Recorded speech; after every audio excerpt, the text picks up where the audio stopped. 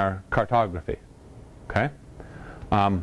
We want the thing to look a certain way because we have a message that we want to get across to the audience, the people viewing it. And we apply these various different forms of generalization to make that happen. Measurement and representation, another form of error. Source scale. I've had a lot of students, and maybe some of you are in the same situation, where you take a streets for the U.S. streets layer, you find, wow, it's got all the streets for the United States here. Well, maybe. And you bring it in for your Pocatello project, and you notice that I-15 is a straight shot. Maybe there's a vertex where by Pocatello Creek Road or something like that, where Interstate 86 comes into it, and then it goes straight shot up toward Blackfoot. And you might notice, hey, when I put this streets layer for the U.S. over the top of the aerial imagery, it doesn't line up.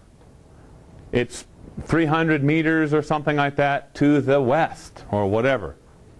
All those sorts of errors that you're seeing when you're looking at something that's at maybe 1 to 1 million, 1 to 2 million scale, roads for the U.S., streets for the U.S., all those errors are absolutely attributable to source scale. Okay? That's all it is. It's a different source scale. It's not an appropriate source scale for City of Pocatello type of work.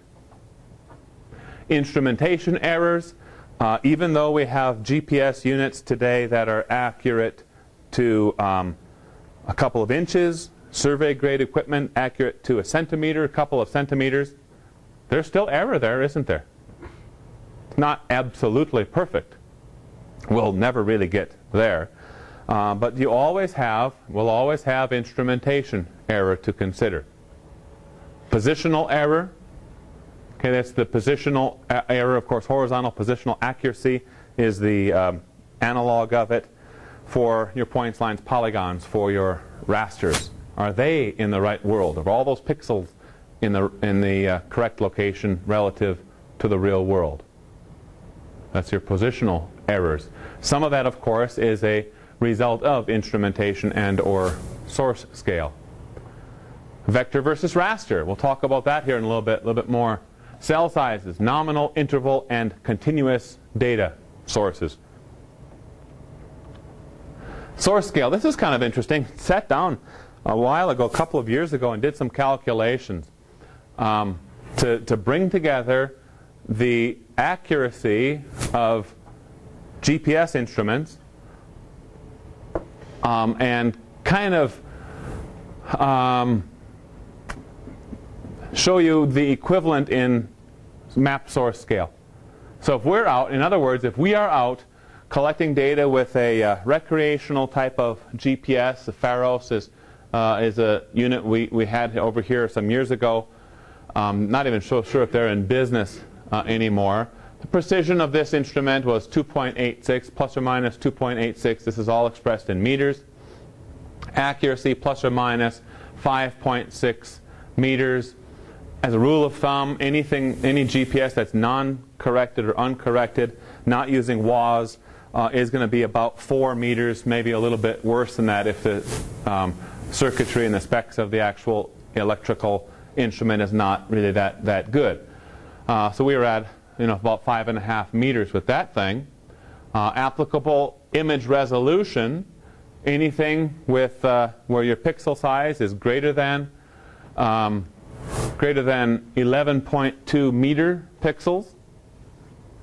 The effective map scale, if we're out mapping with that GPS, recreational grade GPS, we are then mapping at a source scale of 1 to 6,000. Okay, at about 1 to 6,000. If we use this Trimble Geo Explorer 2, again a little bit older unit, it was capable of about plus or minus 4 meters, right? It had WAS that turned on, very good electronics inside of it. It could be differentially corrected, but this is before differential correction. Applicable image resolution, about almost 8 meters pixel size. That's at about a 1 to 4,000, 1 to 4.5 source scale. Then we will pop all the way up to the Trimble Pro XR that has an accuracy of just sub-meter. And there we're at an effective map scale of about 1 to 1,000. And then what's not on this table is something like the Trimble GeoXH units, which are capable of about 6-inch accuracy. So let's say in meters, see 25 millimeters per inch, 300 millimeters, roughly, right around there, plus or minus. So 0.3 meters. So we're probably at about an effective map scale of 1 to 700, somewhere in that range. Okay? So that's interesting, right? And that shows you again, especially this one column, applicable image resolution.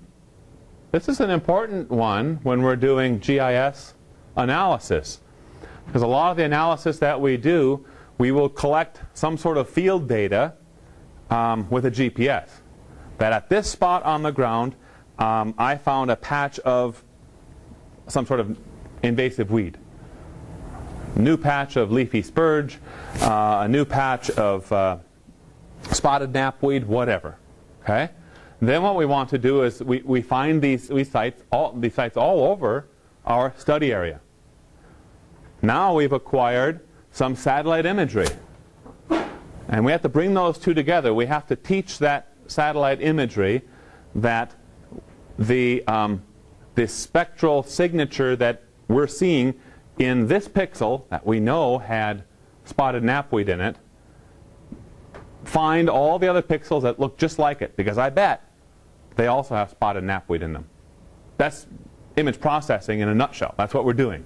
We're saying, I know that it looks like this in your imagery. Find all the other pixels that look just like this one everywhere else inside that satellite imagery. Follow me on that? Well, what will happen if our GPS isn't accurate enough to put our field training site into the correct pixel of that satellite imagery?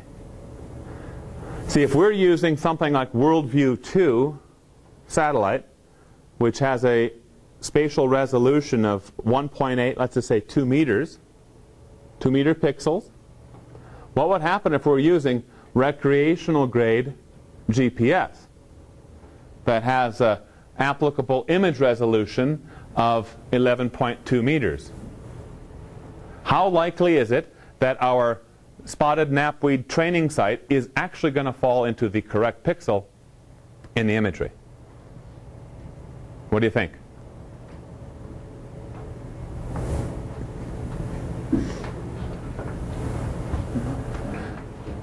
What's your gut feel? Very unlikely. Very unlikely. I agree. Extremely unlikely. Right? So this again, remember one of the first couple of weeks, maybe the first week in this class, we said that we have to know what we're getting into, the type of questions we're going to ask of our GIS, and plan everything out accordingly so we can correctly answer that question, whatever we're going to pose to the GIS. And if what we want to do is use worldview imagery to find spotted knapweed infestations, then we've got to make sure we're using an instrument that will reliably put us into the correct pixel for all of our training sites. Okay?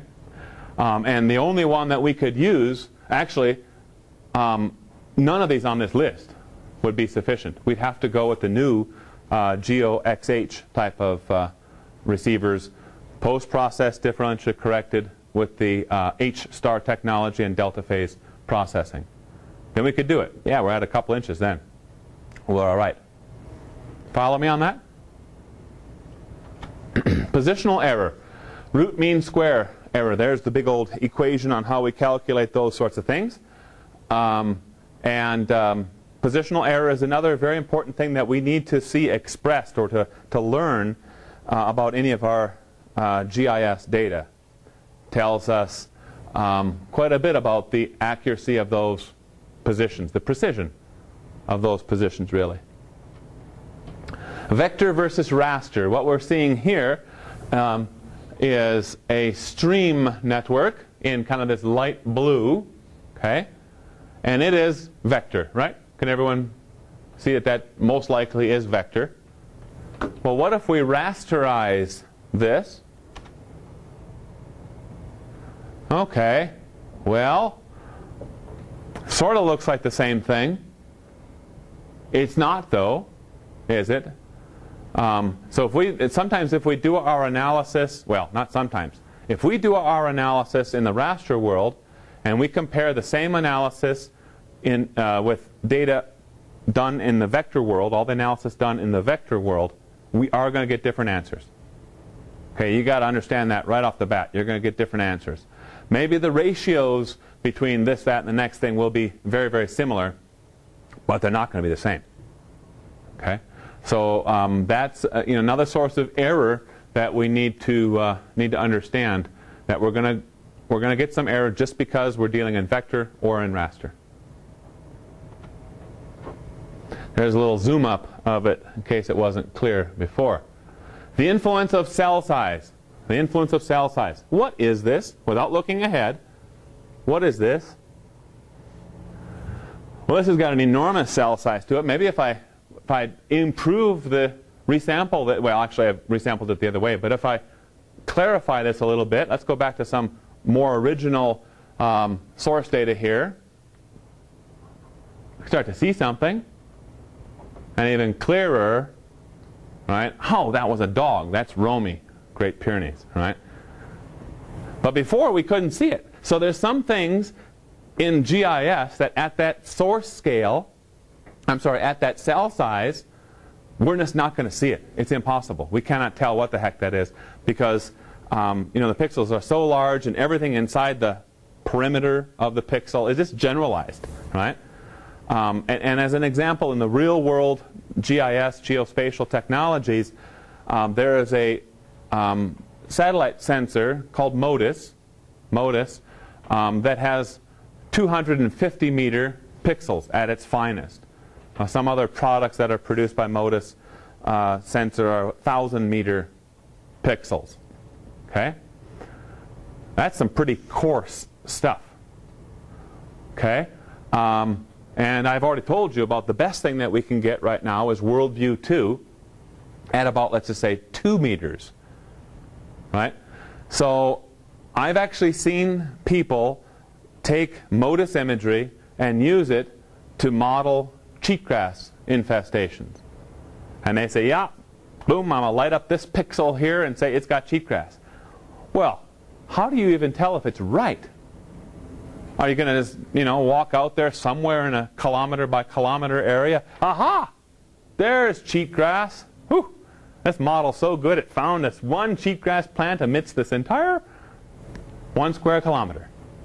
Well, that's cheating yourself. Okay, there's all that sort of stuff that can happen too. But you got to match your resolution, cell size resolutions, to your problem at the same time. Okay? If you want to see the dog, you got to have that cell size to clearly see it. In other cases, if you're doing more of a regional, global type of study, yeah, MODIS is a great product. We use it a lot. But there's certain questions you can't ask of MODIS. You can ask some basic questions about net ecosystem function, net primary productivity, those sorts of things. MODIS is a fantastic product. If you want to say, hey, is there cheatgrass here and not here? MODIS is not your product. Right? You need something at least like Landsat, 30 meter pixels, or I would say even far finer than that to address that question correctly. The influence of data type, nominal, interval, and continuous data. Of course, the continuous data would give us the best resolution of the actual data values. However, it's going to take up a lot more space on our hard drive. It'll be slower to process because we're dealing with real data, real meaning floating point or double precision type of data. And if all we need to do is get some general idea of high elevation, low elevation, well, then maybe this would work just fine for us, right? Low elevation, high elevation. So the influence of data type, or how we display our data, can impact our answers to any sort of